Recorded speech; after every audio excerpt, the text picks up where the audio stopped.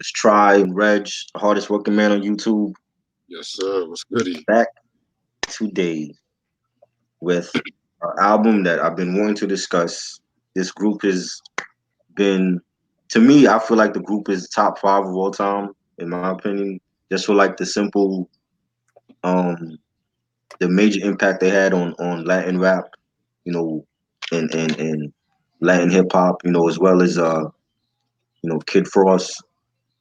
And I've always been a fan of this group from day one, from the moment they dropped How I Could Just Kill a Man and On the Pump. Then the second album drops in '93, Black Sunday, and that was like my favorite rap album of '93 when that came out. And then we get to this album, talking about Cypress, Be Real, Sendog, Muggs, Eric Bobo, legendary group. We get to this album, Temples of Boom, their third release. This dropped on Halloween of '95, and I remember this album. I remember when it came out because they were the week that they promoted when they were promoting this album, and they came up to New York and they were on the Funkmaster Flex show, Mm-hmm. and that was the very same time that the Dog Pound also came out with Dog Food album. They were shooting the video for New York here in Brooklyn, and they got while they were shooting that video, they got shot at the video set, in Bushwick. And Cypress Hill was at the station when Funkmaster Flex was on the air, and he like had broke that news or whatever. And they were promoting the album. The single was out. First single "Throw Your Set in the Air" that was out, and then they were playing joints from it. Boom Biddy Bye Bye and Strictly Hip Hop. And I was like, yo, I gotta get this album. I didn't get it as at the moment it dropped. I didn't get it to like I want to say like January, February of '96. I went to Virginia when my grandparents, when they used to live down there, they used to live in Richmond, and I used to like go down there, and spend some time with them. So while I was down there, I went to I think it was the Virginia Commonwealth Mall, and I went shopping, bought some jewelry, some clothes, went to the record store, I picked up the album, I picked up the remixes for Illusions as well, because it had like the Q-Tip remix. And there's another dope remix with Muggs. Ooh, I Um, know what you're talking about. yeah, California.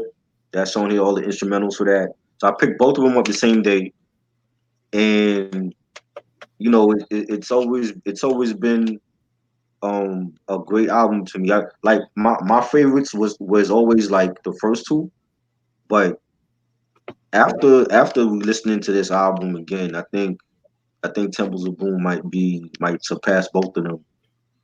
But I and it was a dark album for them. Like like coming off the success of the first two, both went multi-platinum. I think I remember when Black Sunday had dropped and they were talking about it on the radio, and I think that album went like gold in 9 days.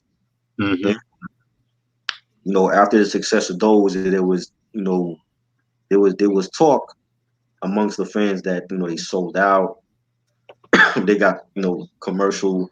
With this album. And yeah, I mean, Ooh. I was reading like the Muggs interview in it, and even on the album, like Whoa. we gonna get to that, but there's a part on the album where Muggs is like talking on the beginning of the song. He's like, people think that we sold out and we went commercial, and because they had like such an effect on not just rap, but like there's other genres like the rock genre.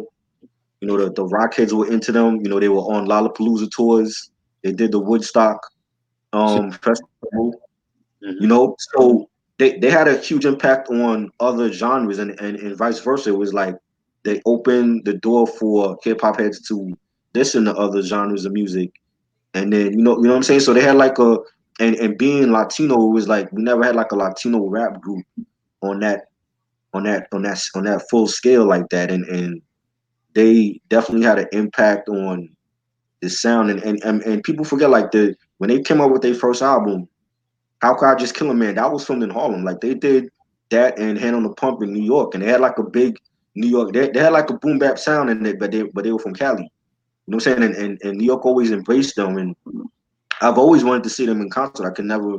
They never really did a lot of shows. Well, they didn't do shows anymore over here like they used to. But I've always been a Cypress Soul fan from day one, and I think they definitely are Hall of Famers, and they definitely open the door for other like Latin rap artists to get in and do their thing. You know what I'm saying? And yeah, but there was talks about them going commercial, and they went mainstream, and Muggs was like, "Fuck it, we just gonna hit them hard with a dark album, and that's what it is." You know what I'm saying? And Yeah.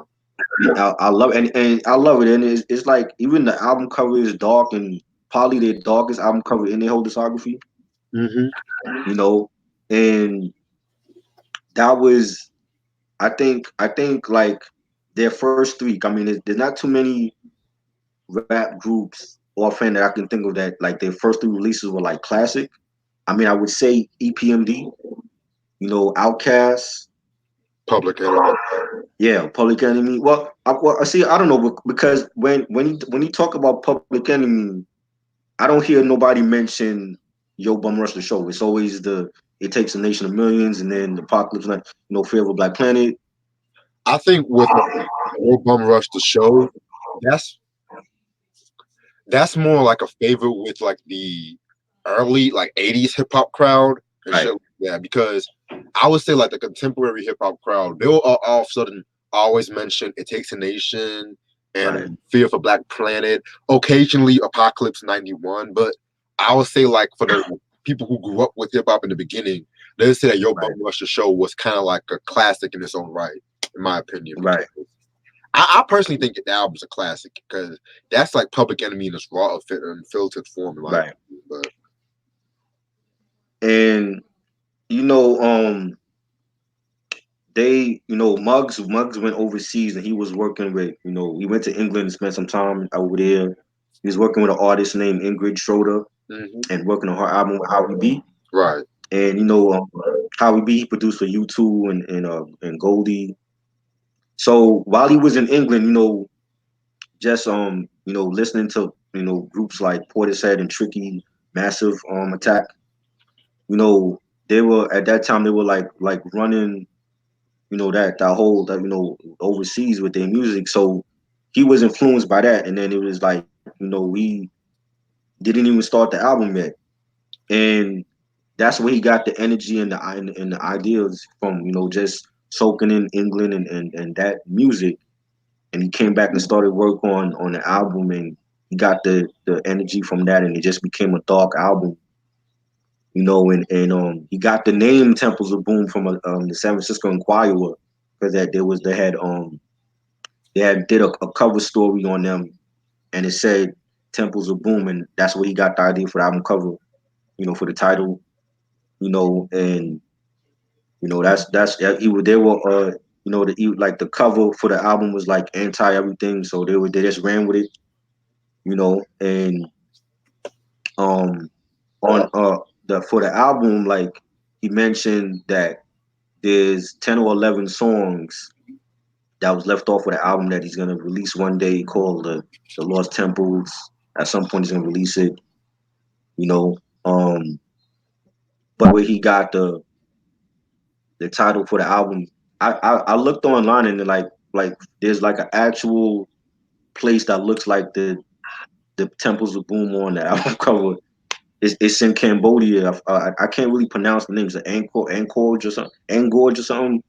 But it's in Cambodia, and there's an actual place that looks like the actual place on the whole album cover. So I thought that was interesting, you know, um, and that was where he got the whole concept, and it's a I think after their first three is when like people don't really mention the albums, but I wanted to talk about this one because everybody know the first two, and I feel like just this one time, being that it's coming up on the album anniversary, that I wanted to talk about it.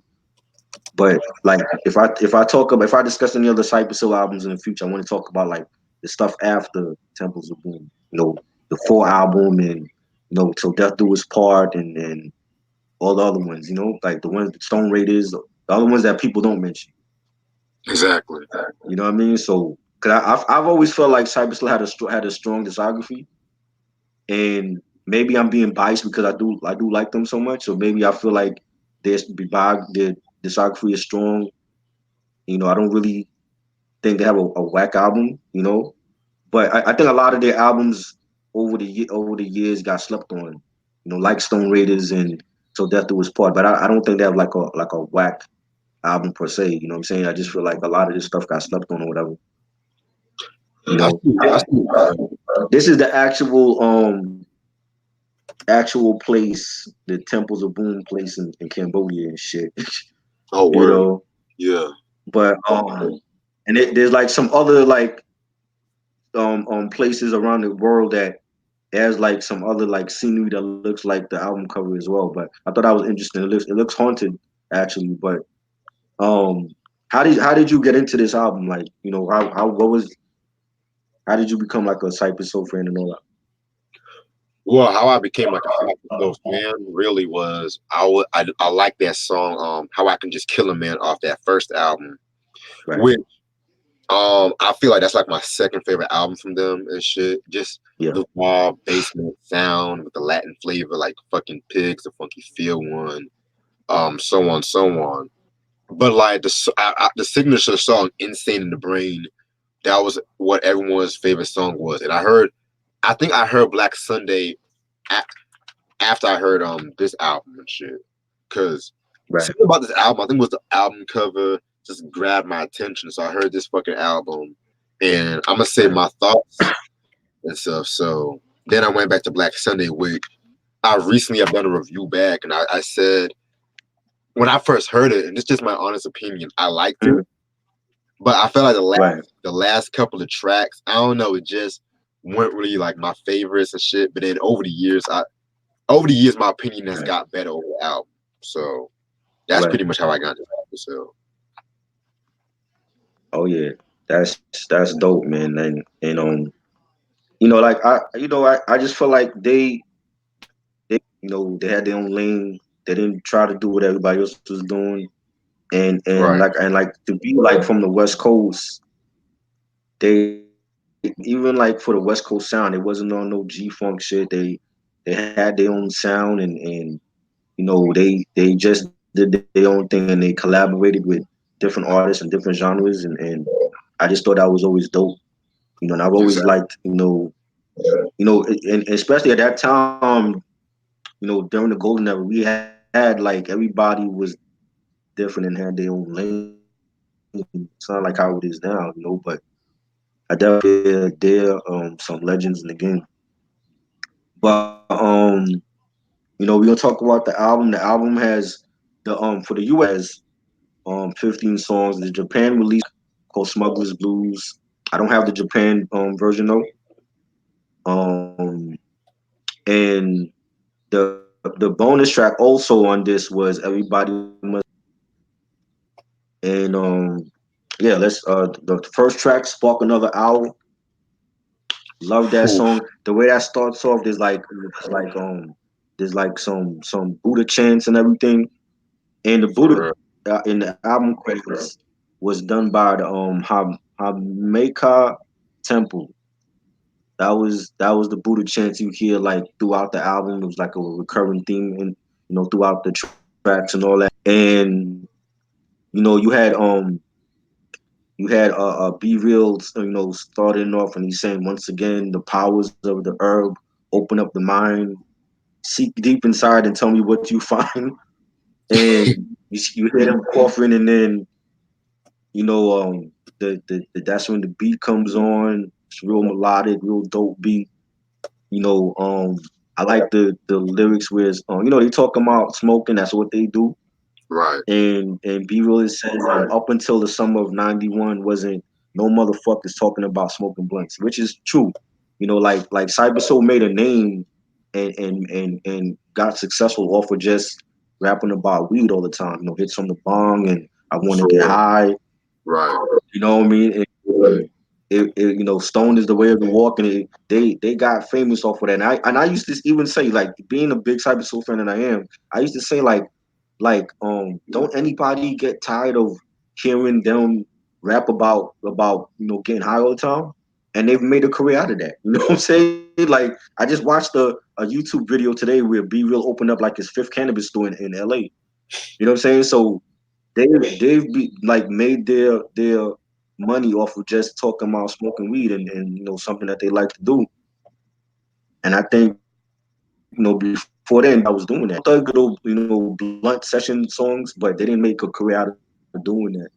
And Cypress Hill definitely like is are the flag bearers for that, and just Right. bringing the cannabis culture to hip hop. You know what I'm saying? I thought that was like a dope thing, for anybody that's into smoking and all that. I definitely agree with you on that shit.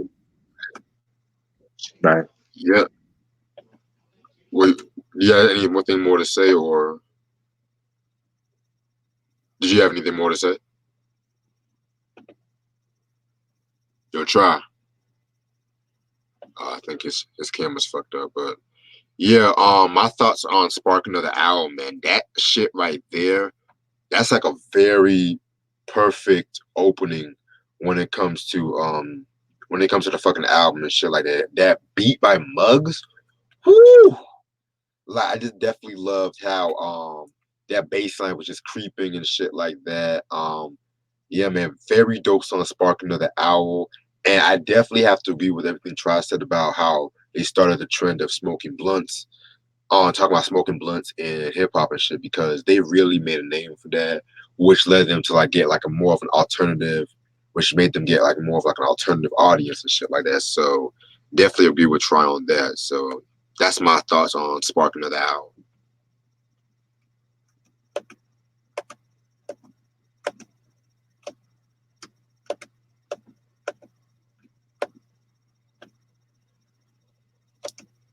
Wait till Try comes back. So,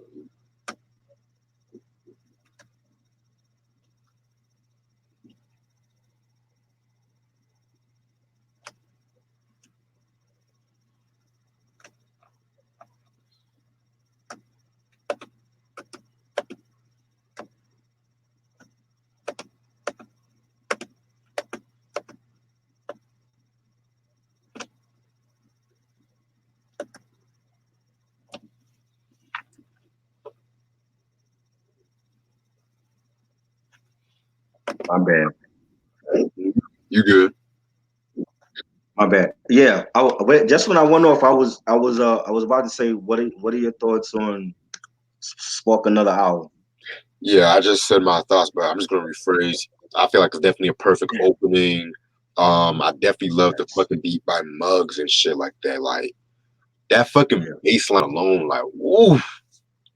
And also I was saying Crazy. I was gonna say I agree with you on that shit like that because they definitely made a name about talking about smoking weed and hip hop and shit Right. like that, smoking blunts and shit. And that definitely let them get like a Right. lot more audience from like alternative audience and shit like that. So Sparking of the Owl is definitely Right. one of my favorite songs off I this love, album. Definitely a top three song. I love it. Dope. The next track we got the first single, which was throw your set in the air. You hear at the start of the track, is like niggas sounding like they doing like a gang initiation type of thing, and they beating this dude up or ganging up on him. It has a real dope, eerie beat to it, real spooky sounds in the background. Um, I like the parts where B Real says Los Scandalous, California, where I'm from, dum diddy diddy dum dum. And I like the original, but I prefer the remix that he later came out with Eric Sermon and Redman, Ooh. MC8. I thought that was a better joint. I love that remix. Um, but I think that the original beat was dope because it has that Cypress sound. But I prefer the remix more. But it was dope for like a first single. I agree with you on that. Yeah, what what I gotta say about Throw Your Set in the Air, that's definitely a dark, grimy song and shit like that. They just all went nasty with this fucking track. I like the line when I think it was Be Real. He said some shit like that. It's time to exit that buster nigga. Get your hands out your pocket and your finger on the trigger. Let one fly. We don't die. We multiply. Like I like that shit. Little trivia behind this song. Right. The chorus, throw your set Uh, in the air. That kind of sparked some mhm. controversy because Ice Cube and was looking for a song for the Friday soundtrack from them and shit like that. And I think Yeah. he had Mhm. wanted I think he had wanted that song, Throw You Set in the Air, but Be Real, he kindly refused Right. because he was gonna use that for the album. So for the title track off that song, he's changing, oh yeah, throw your neighborhood in the air and you don't care. And I'm Right. gonna speak more on the beef later on throughout this whole fucking album because yeah, so that's kind of started the beef between And Cypress and Ice mm, Cube. right. And speaking about the remix, when the album was already out and it was running its course and they gave it like 3 months to promote it. And while they were doing that, Muggs, he hit up Eric Sermon and Redman and MC8. They, he felt like Redman was influenced by them, and also they were influenced by Redman. They never did nothing together, and he hit them up, and they were down to do it, and free of charge. They didn't get paid to do this remix either. And when he hit MC8 up, MC8 did his verse in like 15 minutes, Oh wow. and you know, he he got McG to do the video. McGee's like a big director now. He did Charlie's Angels and the OC show back in the day, and it was that was that the whole vision of that video was all McG, like to have MC8 rapping in front of the hubcaps with the white ski hat on and all that. Oh, that's That fine. was his vision, and Redman had the ski hat on and everything, and Mm-hmm. you know um I had remix. It's not on the album. It's on the EP that they released. I think it was like '96. They released that. The it's like a revamped and Yep. yeah, and it has like the Boom Bitty Bye Bye remix.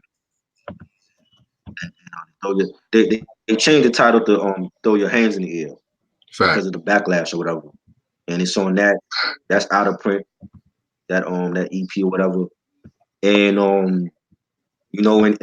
they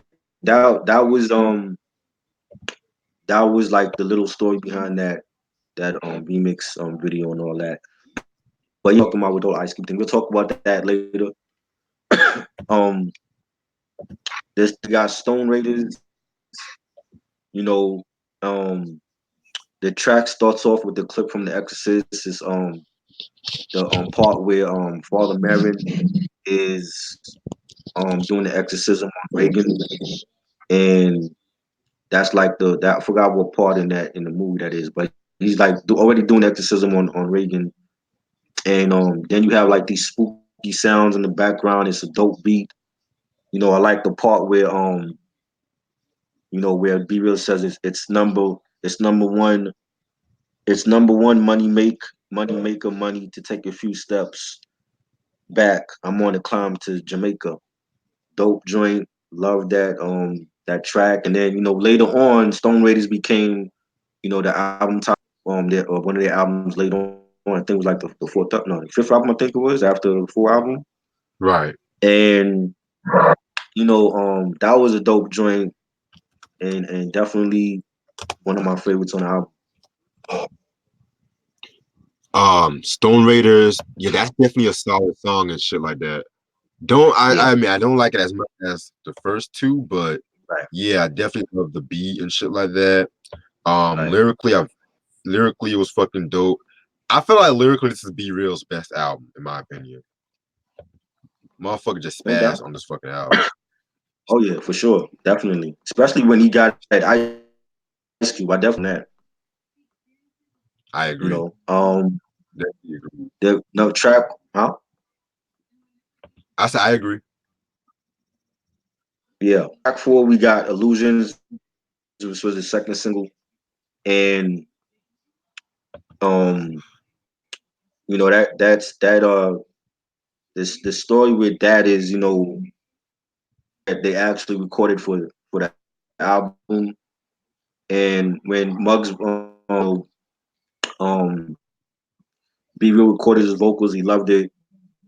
But Muggs, he didn't know what to make of it. Like it had the vibes, and it was a different sounding Cypress Soul joint, and he just wanted to make a dark record. And they were like, being that like their whole his whole thing was like, being that they got the backlash of being commercial and people feel like they went mainstream, that they're gonna put out a dope ass dark album and put out a non-commercial dark record, and that's why they put out Illusions.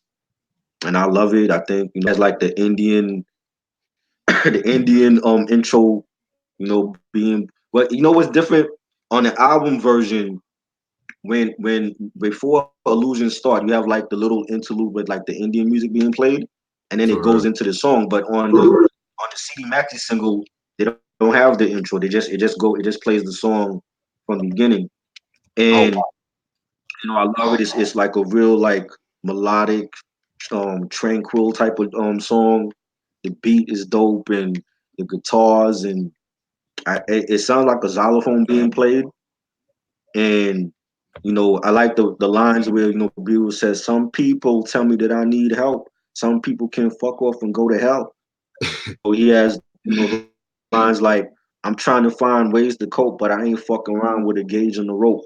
And to me, it's even like when you see the video was different. It's not like any other Cypress Soul video. You know what I'm saying? Like a lot of their videos, they were like having fun and smoking and drinking and shit.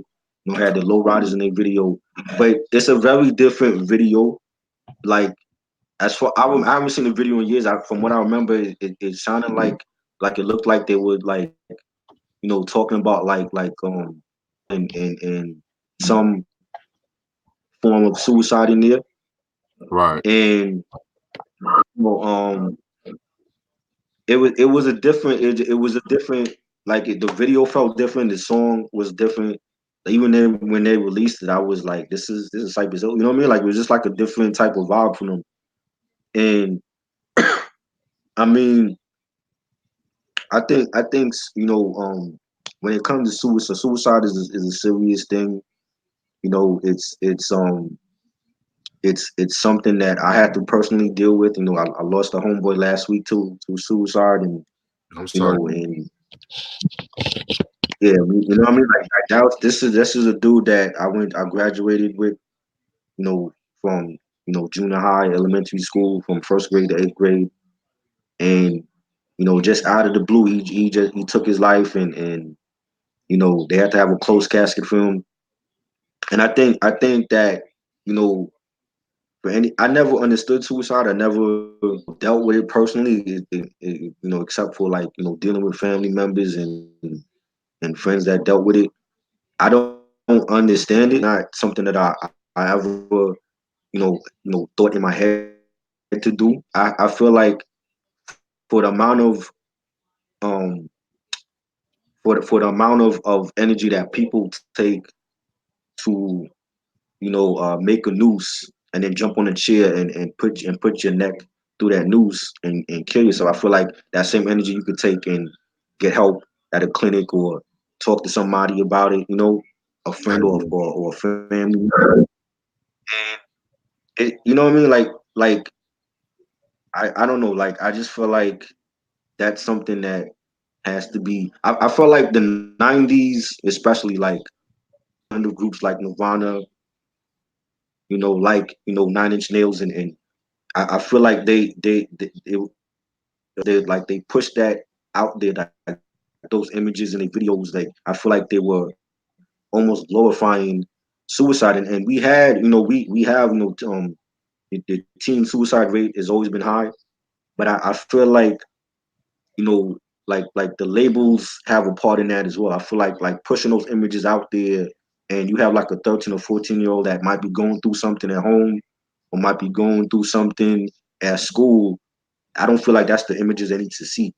I just feel like there has to be like you have right and wrong. I feel like for those right or wrong images that they pushed out there, There got to be somebody to say like, yo, this is not right. We got to show them that there's other alternatives besides taking your life. And I don't agree with the images and the video for it. I feel like that's something that should have been addressed. But and you know that just goes to show you that even people with money, like celebrities, we see them all the time. DJ AM, Chris Cornell, Chester Bennington, they were filthy rich and they had problems and demons that they couldn't deal with, and they felt like taking their own life. So, it could affect anybody, whether you're rich or poor. And I just feel like it was just a different type of song from Cypress. So, and I love the remixes. Like there's a Q-Tip remix that's on the CD Maxi single, and there's another dope remix by Muggs where he sampled another part of The Exorcist. He actually sampled, I think it was like the music of The Exorcist, and he sampled that for the other remix of Illusions, and that was dope. But you know, I don't want to talk too much about the whole suicide thing. It's just that I've been affected by it personally. I've had cousins, I've had close family friends that um that dealt with it. Actually, there's an anniversary tomorrow for one of my close family friends that he took his life on Halloween back in 1996, and it's just real. It's surreal, like to grow up with somebody that you've seen every day for 8 years of your life, and y'all graduate together, and then you don't see the dude in like 20 something years, and then you get the call that he took his life. It's a real thing. So I feel like for anybody going through, suicide or contemplating, ending their life, get help and talk to somebody. You're not hurting yourself, but you're hurting, family and friends that care about you. And I think that's a series it would be, talked about more in this country, especially, with hip hop community. I think that's well said, though. Very well said. Man. Illusions. I feel like Illusions itself is a very dope song. Yeah, Yeah, didn't know a lot about that backstory, to be real with you, to keep it a buck and shit. right. Um, Definitely, like, even the video itself was pretty dope and shit. Yeah, Love that video. One thing I do have to say about the suicide thing is kind right, of it's kind of crazy too, because I've had experience with friends who try to kill themselves too and shit like that. And yeah, sometimes with people who try to do that shit, they want to just do that either for attention or just really deep down because they try to do certain things just right, to get help and shit. But at the same time, how many times can one person get help and boom, they right, just try to kill themselves? So that's why I definitely agree with you on what you said about the suicide part. right. Yeah. I mean, it's a problem in society. Especially now with social media. I think social media plays a big part in these young kids' lives and teenagers, and that's something that I never I never dealt with that. So it's like I don't really understand why people would want to put grief on their loved ones forever because of I feel like it's a selfish act. You know what I'm saying? I just never understood that whole concept of taking your life and having like my homeboy. He's laying in the grave right now, closed casket. His parents have to bury him. I don't think that's something that you, as a parent, you should never want to have to bury your kid. You know what I'm saying? And it's just an unfortunate thing, and is just something I just don't understand. I feel like people need to get help if they're going through things. That's why we have family. That's why we have friends. You know, I wish he had came to me. I wish he had came to me and spoke about what was bothering him. I mean, I've haven't spoken to dude since when I had Facebook. It was like maybe like 2012, 2013. He wasn't really on a lot, and when you get that text that he's dead, you're like, is this like a practical joke? Because it's not April Fool's Day. Right. And I just wish that he had came to me and we could have talked about whatever was bothering him. You know what I'm saying? Like I found out later what was bothering him, but it's just that I don't know. I just feel like there's so many other things you could have did instead of doing that. And now like your parents and your family gotta bury you, and I just I don't get that. I just really don't. You know, Just gotta but count. yeah, Just gotta but count. moving along. Track five, we got Killer Hill featuring the RZA and You God from Wu Tang Clan. I love this track. RZA produced it. And how crazy is that to have RZA produce a beat on a Cypress Soul album? Like that's never happened before for no other producer. You've never seen Primo or Pete Rock or Alchemist produce anything on a Cypress Soul album, and to have like the legendary RZA in his prime still, produce a track for them. I think that was dope. Like and it has that Wu Tang sound too, like that Wu Tang Killer B sound to it. Right. It's real. The bass line, the beat. You know, I like the lines that RZA said when he says the tomahawk, Shaolin slang, the violent talk. I'm fucking New York. I'm from New York. You chumps get extorted for Newport. So what you thought? Fire. You God did his thing. I always felt like You God was highly underrated in the Wu, and I feel like he's a dope lyricist. He don't have like no classic albums, but I feel like he definitely is a stepped on lyricist from the clan. I love the energy and the lyrics he brought on Wu Tang Forever. I thought that was like he definitely was like a shining star on that album. Um, then you got like some Spanish niggas talking some shit. I really don't know what they're saying. I don't know Spanish, but they're talking in Spanish on the track. And I just thought it was a dope track. Like I wish they had a video for this guy. Wu Tang and Cypress Soul, they've collaborated in the past, and I know they've been on tour together, and I just thought it was like a dope ass collab, and definitely fits within this album. Exactly, man. Like this was definitely one of the strongest tracks, one of the strongest Wu Tang collabs, in my opinion, and shit. Yeah. Oh yeah.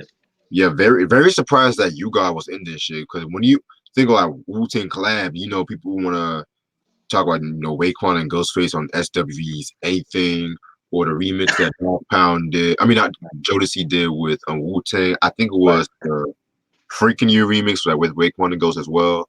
So I definitely felt Oh like yeah. You God held his own. Yeah, I definitely feel like You God definitely held his own when Hmm. it came to this shit, right? Yeah, man, very dope song, Oh yeah. very dope song as well, and shit like that. Highly recommended. Definitely. I wish they would like collaborate, like to do like a EP or something. Wu Cyphers, you know what I mean? Right. Crazy. Track six, we got the third single, Boom Beady Bye Bye, produced by Muggs, and you know, um, that was I love that song. There's the that song with Alchemist, you know, he was playing it on his keyboard. This is Alchemist when he was young actually. Right. He was playing, and that Muggs took Alchemist under his wing when he was very young. I think his name was Mudfoot. He went by Mudfoot at that time, Mm-hmm. and he was playing the keys on his keyboard. And when Muggs took him under his wing, he taught him how to produce. And Alchemist would go to the record store with them, and he would pick out samples and all that. And he took that the Alchemist idea from his keyboard and made it into the whole track. And I love like the horns on it. It's real melodic. I like the bass line, the hi hats. You know, I actually like Sendog's part where he says, keep your bitch on the dog leash or at home. Knick knack, patty whack, give a dog a bone. The raw dog, fuck a law dog. Still handing out beat downs with my sword off. I thought, Sendog killed it. Be Real did his thing as well. This is one of the early albums, just a great song. Yeah, man. This is actually my favorite song off the album. Yeah, Yeah. Like that song right there is just iconic Cypress Hill song. When it comes like smoking Cypress Hill song, that's just iconic. The oh Fuji's yeah, remix, the Fuji's remix, that's a dope remix too. right, Shit. right, right, right. Yes. Yes. Also with that song too, like it was definitely like a different beat from Muggs and shit too. And I was actually Yes. surprised that Alchemist was actually under DJ Muggs. I was surprised by that. Yeah. Yeah. So like I want to say it was either last year or 2017, and he was on the Sway in the Morning show with Griselda with Westside and Conway and Benny, and Hmm. he was talking about like how he started, like he started with Muggs, and Muggs taught him how to produce and sample and all that, and then he was talking about the machines that Muggs had. He had like 4 different beat machines at that time, and I think he was using it Right. for this Samples of Boom. And like, because the sampling was like maybe like 10 seconds, so he had like 4 different beat machines set up in the studio, and he taught Alchemist how to sample from those. And then he went on to do stuff with Dollar the Peoples, and the rest was history. The remix, when they did the remix, the Fugees, they the Fugees was already big with the score and all that. They were Ruffhouse Columbia, and they didn't use Lauryn Hill because at that time she was so big that they didn't want her on everybody's record. So they got Wyclef and Praz. I think Lauren is in the video for that because they have a video for this as well. I think I Lauren believe. is also in the huh? Yeah, I Lauren hear is you. definitely in the video. I remember that shit.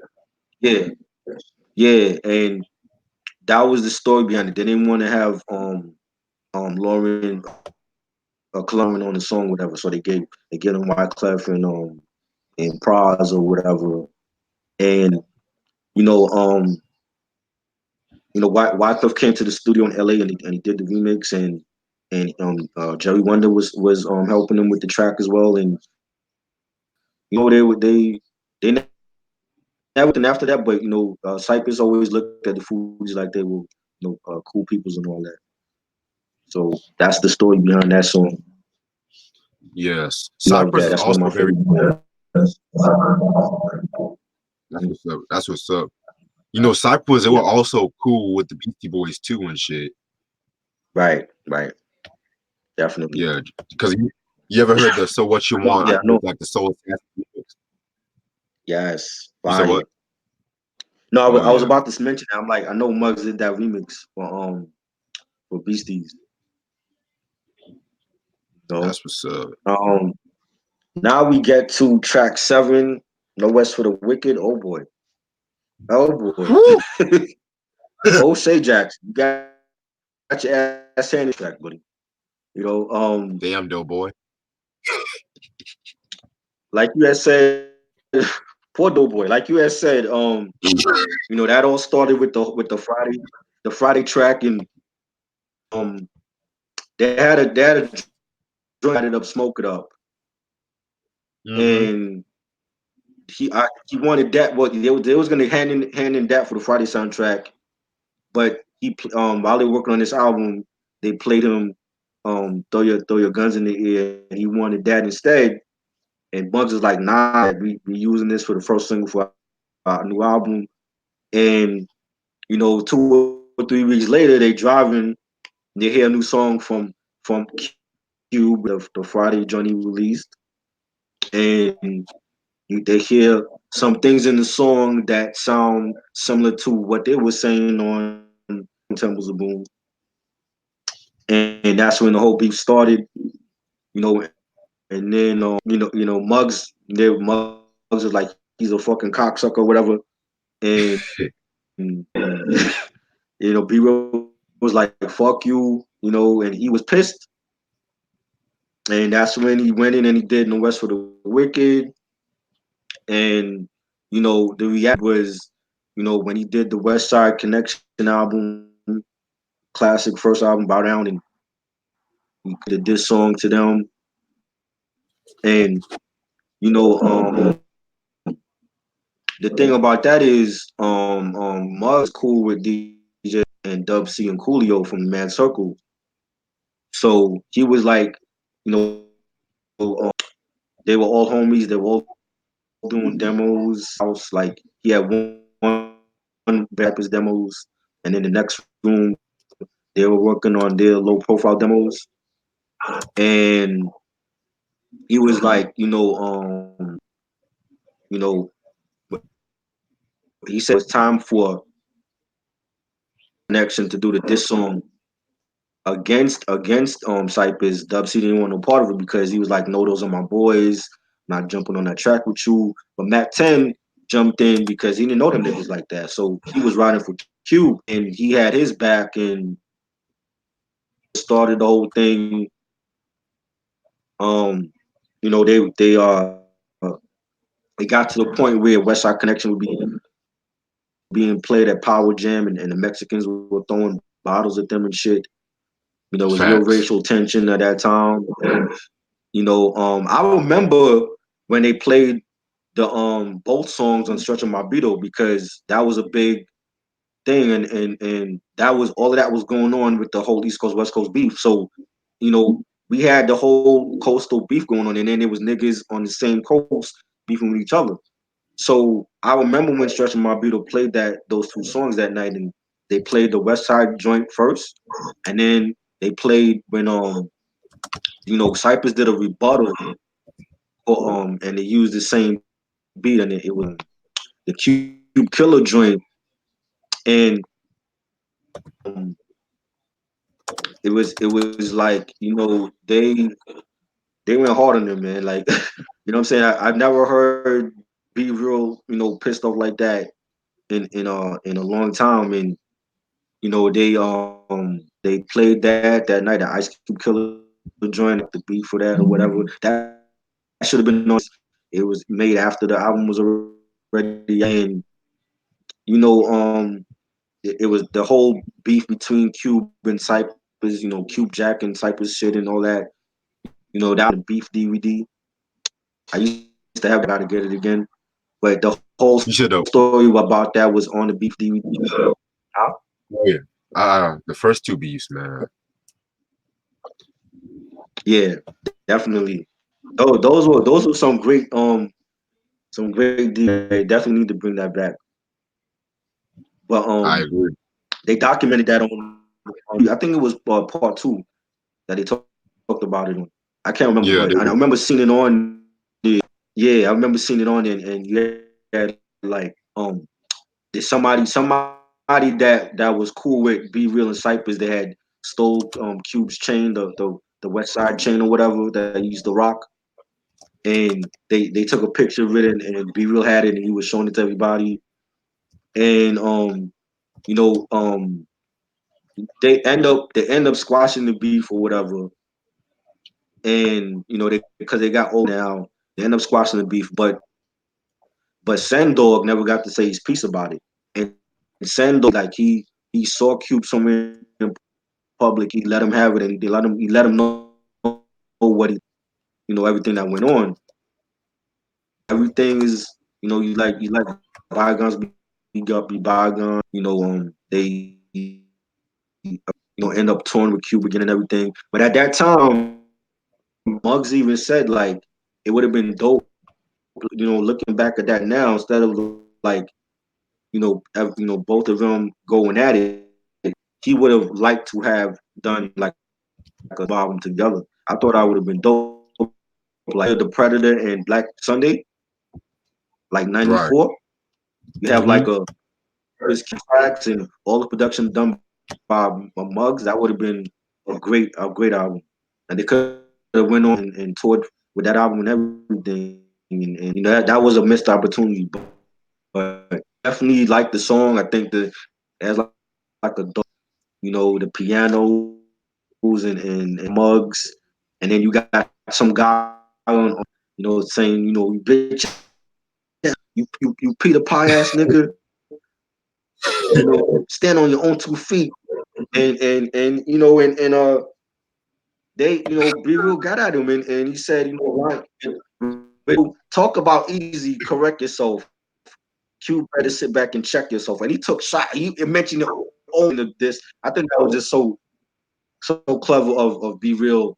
And then he says later, the rope and the chair and gasoline. Lynch Mob is a friend of mine. But you talk about them niggas from beyond a dope ass this song that doesn't and I feel like like Cypress got him, yo. I could like, Cube was jacking their shit, and like even like Mm-hmm. when it came to like the production side of things, like his production sounded similar to Muggs, but Yeah. you know, if it is what it is, like if you know what I mean, if they have a justifiable, and Cube never really came out and owned up to him, jacking their shit. So I think he knew that he fucked up for that. They called him out on it, and I feel like they definitely, got at him in that battle.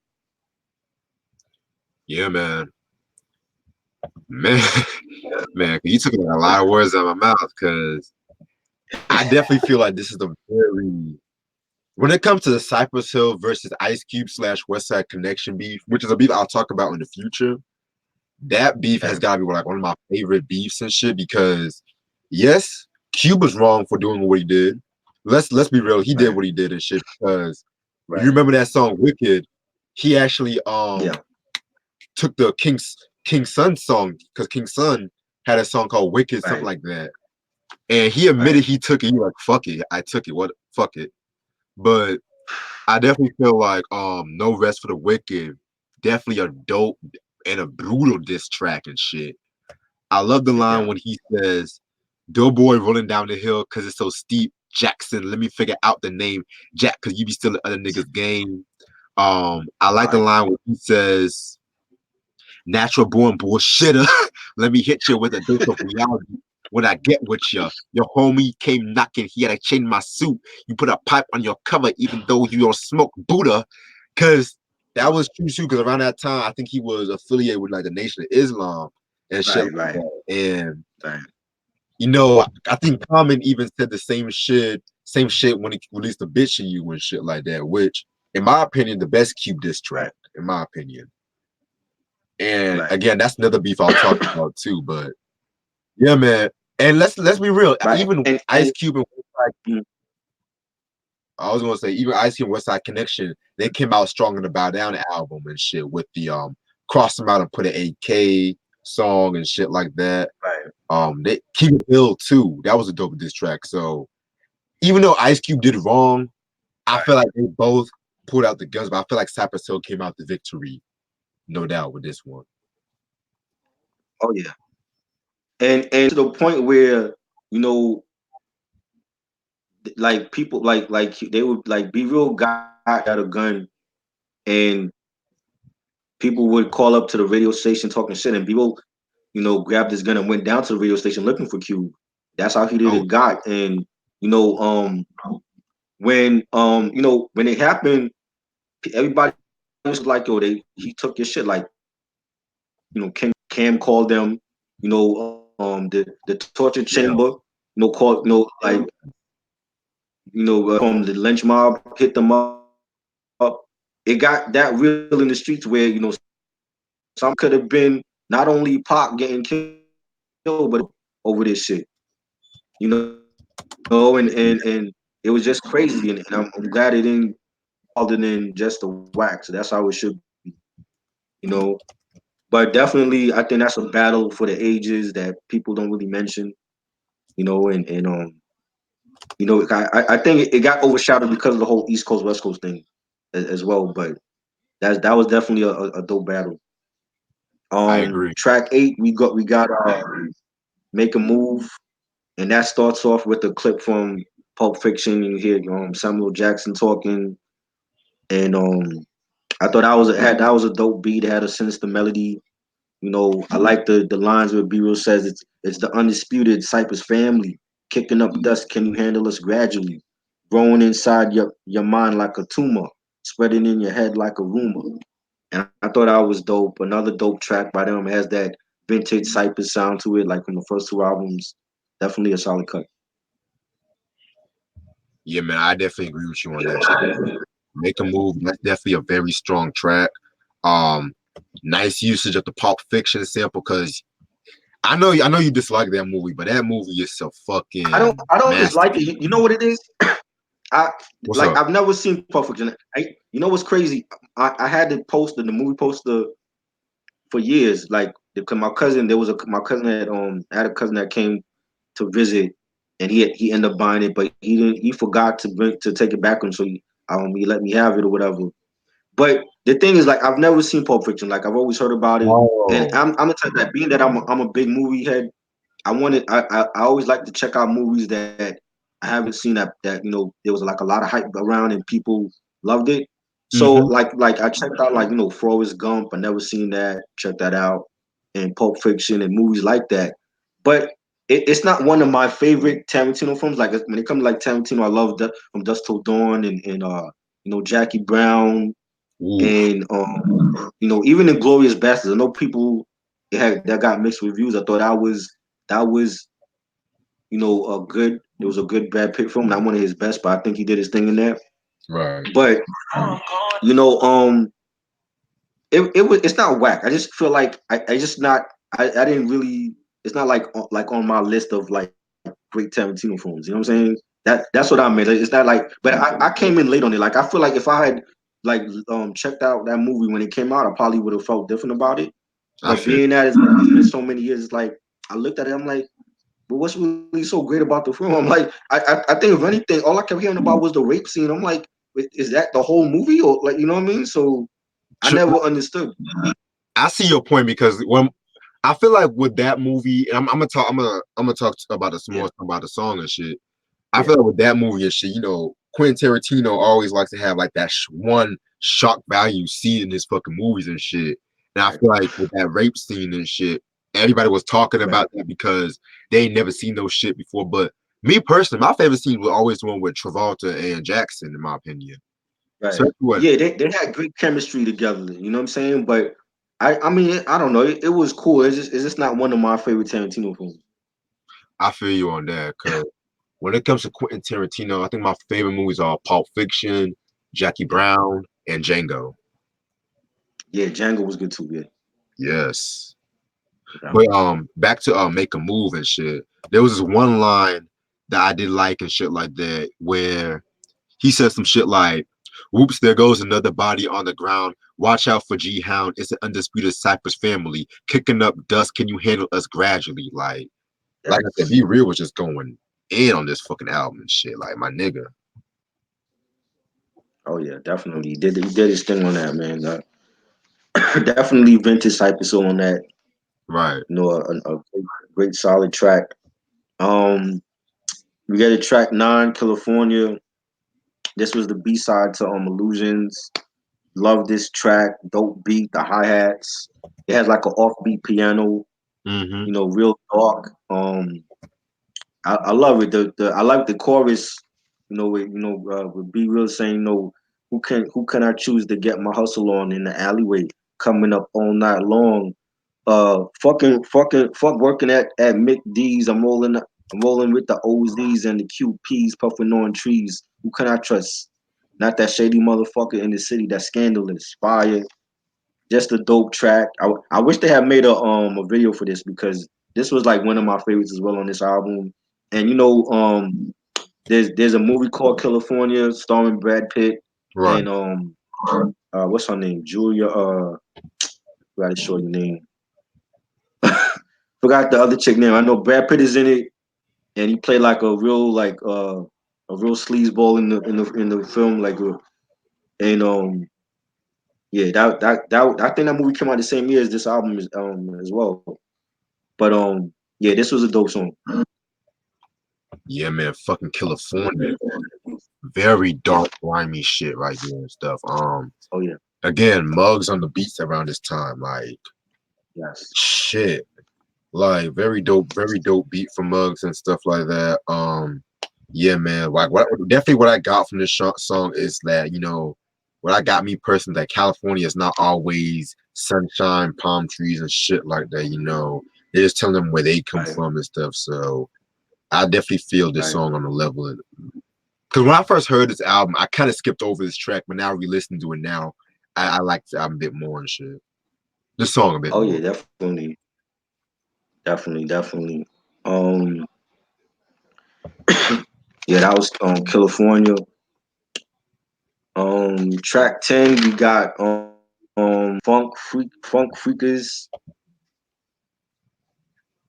I'm looking to see. You know that shit's gonna bother me if I don't look up who else was in that movie. One more. Brad Pitt.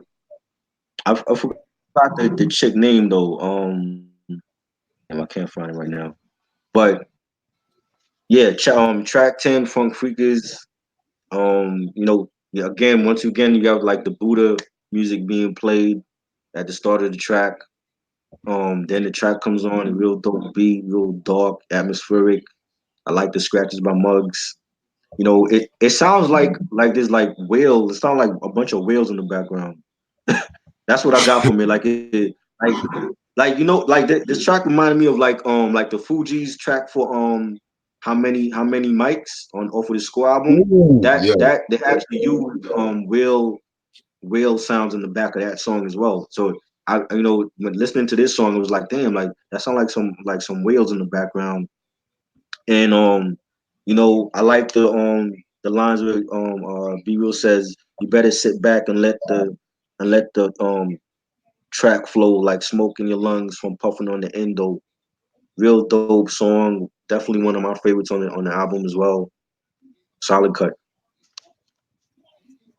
Yeah, I definitely feel like this song is a solid track as well too and stuff. Um, Definitely has like a lot of fucking quotables on this track. One line I Right. did like when he says, "Open up your mind." No, wait, he's gonna hit him low. Open up your mind so that you feel the flow on and on till they're all gone. Yeah. Fool will be running, but they won't last long. Like, definitely love that fucking shit right here. Yeah, man, very dope shit. Oh, and Shaq actually did Mhm. background vocals to the song, right? He did. Yeah, I'm looking up some of the credits right I didn't now. know that. Yeah, What part did damn, he do? Is motherfucker. he? I didn't know that. I think it probably the chorus. I want to say, Wow, that's crazy. motherfucker, Shaq collaborated with Did not everybody. even know that. Niggas was cool with Shaq back then and shit. Orlando Shaq. Let's green eggs and ham it. You know what I mean? Juliet Lewis. That's the name. Juliet. It was Brad Pitt and Julia Lewis. Juliet Lewis. 1993. California. I said California. It was California, but yeah, that was a dope movie as well. Got you. Okay. I have to look that up because that shit just gonna bother me if I didn't look it up. I feel you though. I feel you. You know. But yeah. Now we got track 11 locates. I know I'm saying Yeah. that wrong. Locatus. Uh, And huh? I was gonna say you're right. Yeah. I know I'm saying that wrong. But yeah, that dope has like a real sinister dark tone to it, dope beat in the bass line. And you hear like some cop cars in the background, sound like they on a like it telling a story of like a robbery going wrong and shit. And you know, I like I think it was some dope mic play between Sen Dog and Cypress over that beat. It has like a Latin lingo vibe to it. They've done in the past where Sen Dog might be on the chorus and then B will do the verses, or Sen Dog will chime in with his verse. I thought that was some dope mic play between him and Sen. You know, the lines where B will says, "Sometimes I don't even need my gat, but shit's getting deep and I gotta blast back." I thought that was dope storytelling by Cypress. Really, Yeah, man. Very dope song as well. Too, and shit like that. Yeah, when it comes to Sendog, his contribution in Cypress Hill gets overlooked as fuck, in my opinion. yeah, Like, yes, I agree. B Real has the voice. Yes, Muggs is definitely a dope Right, producer, but when it comes to hype man, Sendog just has that quirky hype man kind of feel to it. You know what I'm saying? And I just feel like he just gets oh yeah, overlooked as fuck when definitely, it comes to that shit. So yeah, man, I definitely, definitely love the back right, and forth that they be doing. definitely a dope track. Um, Track 12, we got Red Light Visions. Once again, you have the Buddha music being played throughout this whole album. Then the beat starts, real dope beat, like nice pianos. You know, the lyrics that Bureau says, niggas don't know how to keep it real. Only a few niggas know the real deal. And it's a short track. The track is only a minute and 47 seconds. I thought it could have been Hmm. longer. I would have liked to hear like a send dog verse on it, but definitely a dope joint, another banger, solid. Yeah, man, I definitely agree with you on that. Yeah, very Yeah, solid song as well too. I don't really have that much to say about this track. I just definitely felt it was solid. yeah, it was short. Yeah. Yeah. Um, Track 13, strictly hip hop, one of my favorites on here. Oh, nigga. One of the very first songs I heard on the album. Dope beat, the scratches by Muggs. This is the song I was talking about earlier, where in the beginning, Muggs is saying like how you know he's calling niggas out and he's saying, you Cindy Crawford ass model niggas, and y'all talking about keeping it real. And Cindy Crawford at that time, she was still big as a model in the fashion world. And For he's telling people, like, he's warning people that Cypress never sold out. They always been themselves, no matter how many millions of records they sold.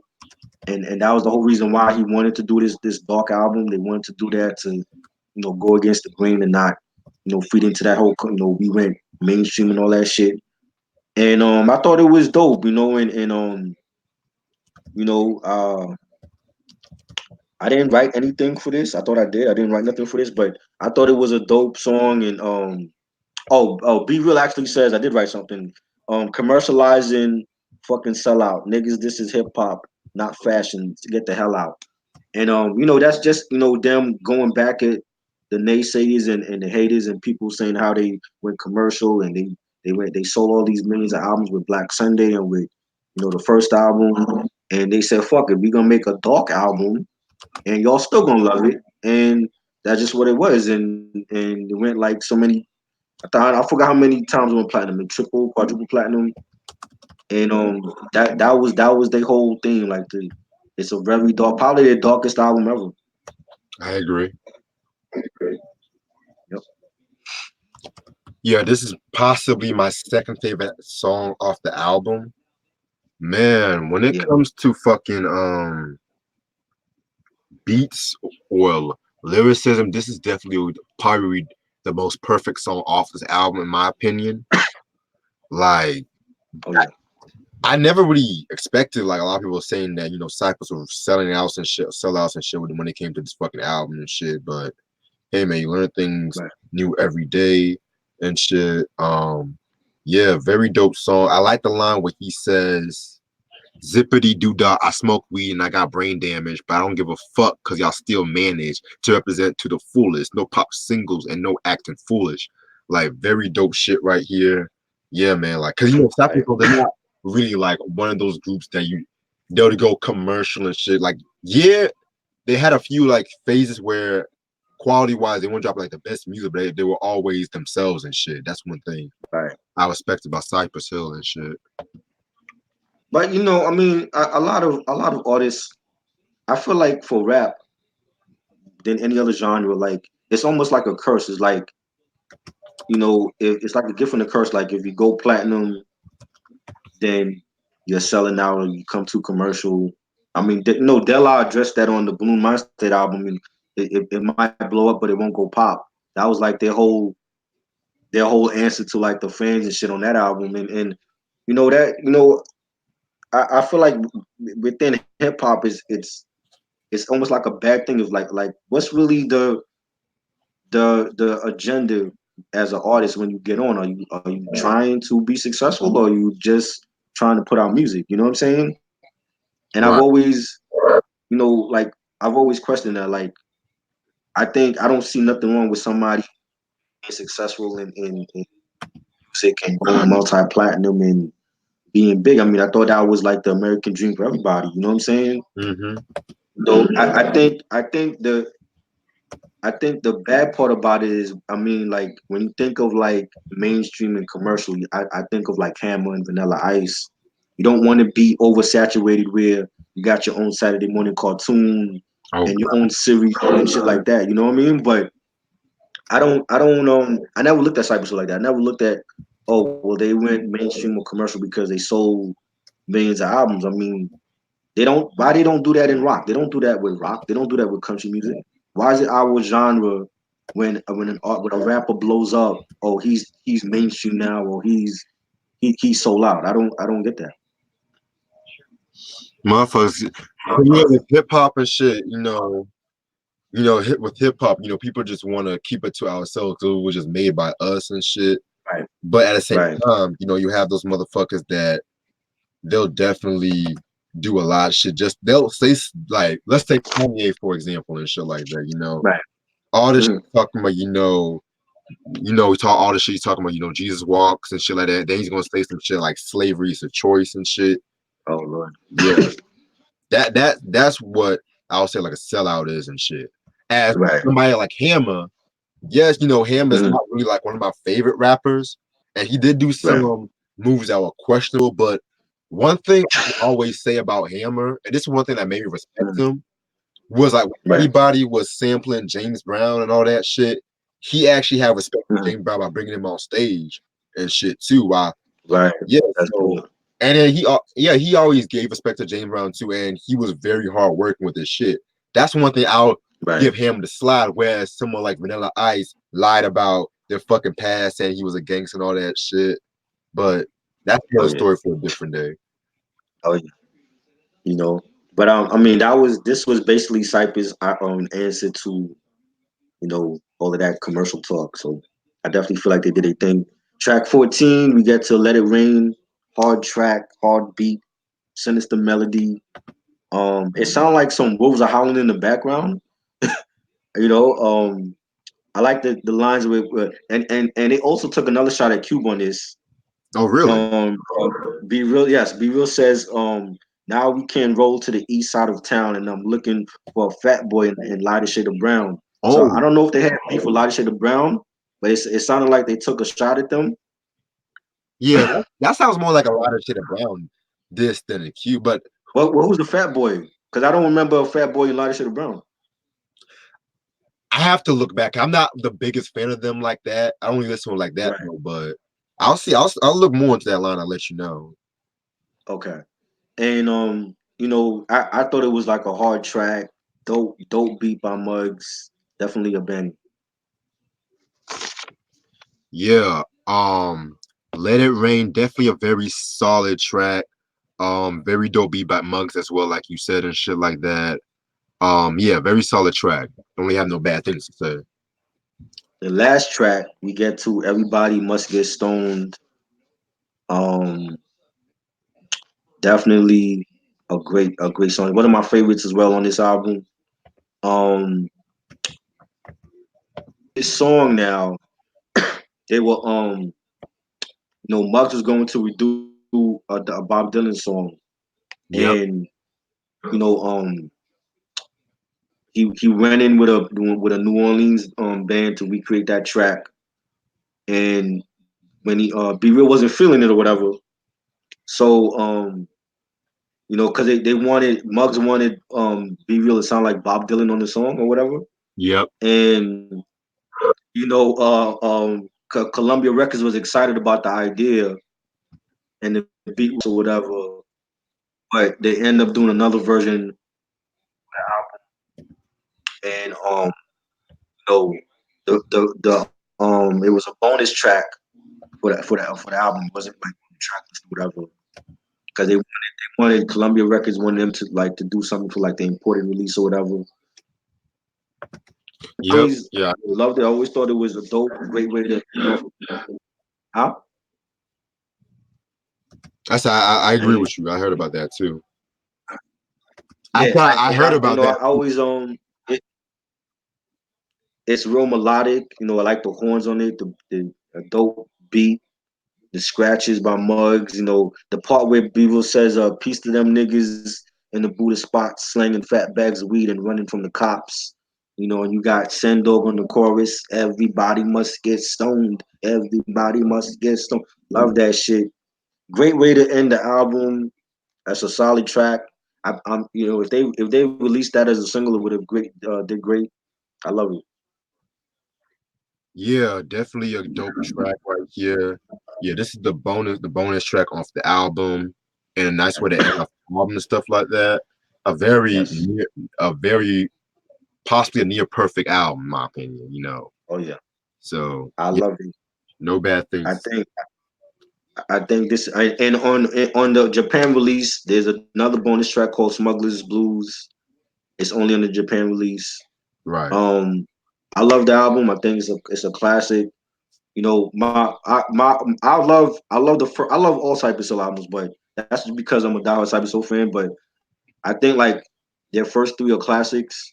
This is definitely you know if people feel like this is better than Black Sunday or the first one, I don't get mad about that because I feel like any of the first three can are great. So I definitely think it's a Five Mile classic. The real dark, sinister production from Muggs. This is their darkest album. Great songs. You know, um, and it came out on Halloween for that year, and like this is like the ideal soundtrack to Halloween. Like if you want to go if you're trick or treating or like with your kids or like you're like bumping some Halloween tunes. This would be the album to bump on Halloween.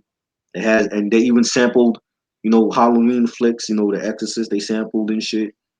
That's my favorite Halloween movie of all time. And I love it. Like my favorite three. I don't know. That's hard. I would be. I gotta see. Like my favorite three songs would be Illusions and Everybody Must Get Stoned and maybe I would say like Boom Biddy Bye Bye or California. But I love the whole album. I think this is definitely my classic. And my favorite is Black Sunday, but I think Temples of Boom might overtake Black Sunday easily because it's that good. That there's no skippable songs on it. A masterpiece. I think it's still available. I know like most of their albums are out of print, but I think this one is still available. I actually got this from Amazon. Yeah, it's still You available. know, yeah. And for the Cypress Soul fans, pick this up. The Cypress Soul Still Smoking video collection. This came out in '04, but I got this like around '07, '08 from FYE, and it has all the videos from Temples of Boom. There's the remix video for Throw Your Set in the Air. I mean, throw your hands in the air and throw your set. They have the original version. There's um there's a concert, live concert. They have a TV special for when they dropped the double album Rap Rock Superstar. There was a special documentary for that on here. They Oh, have a shit. couple videos that was never released that made it onto the DVD. Illusions is on here. Boom Biddy Bye Bye. So definitely, if you're, it might be out of print. I'm not sure, but if you're a Cypress Hill fan, definitely pick this video collection up. And yeah, definitely a great album. I'm glad we discussed it because I've always wanted to discuss Cypress Hill, and I think they're legends in the game, and definitely want to do more Cypress Hill in the future. Yeah, man, definitely well said. Um, I feel like this is probably like the best and most cohesive album to date, in my opinion. Yeah, Like everybody was just angry on the A game. Like I didn't know this was shit was released on Halloween. That's what I was like. It kind of yeah. like a Halloween vibe to it. Yeah, man. Like Oh yeah, definitely.